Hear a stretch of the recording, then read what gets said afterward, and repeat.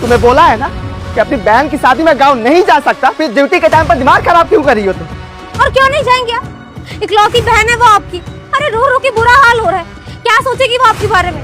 आपको चलना ही पड़ेगा, मुझे नहीं पता। मैं समझ सकता हूँ, पर तुम जानती हो ना साहब से 1 लाख रुपया ले लिया हूँ बहन की शादी के लिए। अगर पैसे नहीं लेता तो बहन की शादी कैसे होती? मजबूर हूँ, नहीं जा सकता, तुम चली जाओ और शादी करवा। 1 लाख रुपए लिए, गिरवी नहीं रखा है आपने खुद को, बेचा नहीं है। दे देंगे साहब के 1 लाख रुपए, लेकिन बहन की शादी ना एक ही बार होती है, और आपकी छोटी बहन की बहुत अरमान है, आपको चलना ही पड़ेगा। आप साहब से बात कीजिए।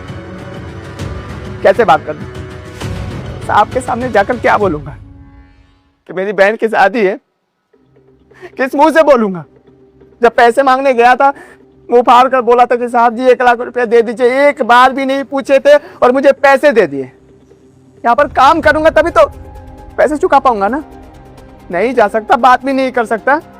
तुम अकेली चली जाओ, घर की बड़ी बहू हो ना, सब कुछ संभाल लेना।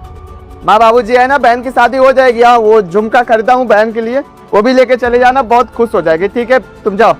ऐसा नहीं होता है, सबकी जिम्मेदारियां होती है, भाई की जिम्मेदारियां होती है, वो आपकी जिम्मेदारी ना आप ही पूरी कर सकते हैं, कोई और नहीं। अरे तुम समझ क्यों नहीं रही हो? तुम दोनों नमस्ते सर। क्या लगा रखा है यहाँ पर तुमने? मेरे घर पर आओ।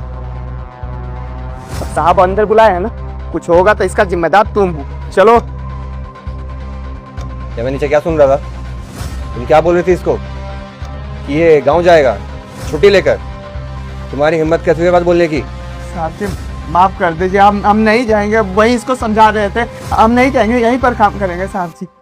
तो पहले मुझे एक बात बता, अभी तक तो तेरे को गांव में होना चाहिए था,